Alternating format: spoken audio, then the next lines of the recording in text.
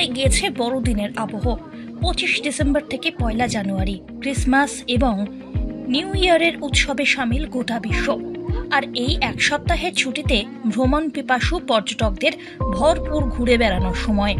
ঘন জঙ্গল, ধাপে ধাপে বেড়ে ওঠা সুন্দর চা বাগান, তিস্তা, করলা, মূর্তি সহ একাধিক পাহাড়ি নদী আর ঝর্ণা, এসবের সঙ্গেই তাল মিলিয়ে প্রাকৃতিক সৌন্দর্য সব একসঙ্গে উপভোগ করার সবথেকে সেরা গন্তব্য ডুয়ার্স। বড়দিন উপলক্ষে পর্যটকদের ভিড় উপচে পড়েছে ডুয়ার্সের গরুমারা, জলদাপাড়া, বক্সা, জয়ন্তী সহ প্রত্যেকটি জঙ্গলে। দেশের বিভিন্ন প্রান্তের পর্যটকদের পাশাপাশি এসেছেন বিদেশি পর্যটকরাও। শীতের মরশুমে নতুন বছরের আগে পর্যটকদের এই ভিড়ে খুশির হাওয়া ডুয়ার্সের পর্যটন ব্যবসায়ীদের মধ্যে। পর্যটকদের অত্যন্ত পছন্দের জায়গা এই ডুয়ার্স, আর সেখানে জঙ্গল সাফারির সময় যদি সামনে এসে পড়ে গন্ডার, তাহলে তো কোনো কথাই নেই। পর্যটকদের আনন্দ দ্বিগুণ করে ছানা সহ দর্শন দিল বিখ্যাত এক শৃঙ্গ বিশিষ্ট গন্ডার। সুদূর জাপান থেকে ডুয়ার্স ভ্রমণে এসেছেন পর্যটক, আর চোখের সামনে এমন ভাবে গন্ডার দেখতে পেয়ে অত্যন্ত অভিভূত তিনি। Duars? Yeah, it was wonderful. Very majestic. The scenes are animals. Yeah, we saw rhinoceros, wild boar, and peacock. Rhino. Rhinoceros, yes. This Mother and baby. is the purpose of visit this. How it feel? Yeah, I feel wonderful.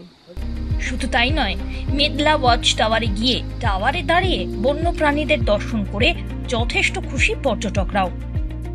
কোথায় কোথায় ঘুরলেন?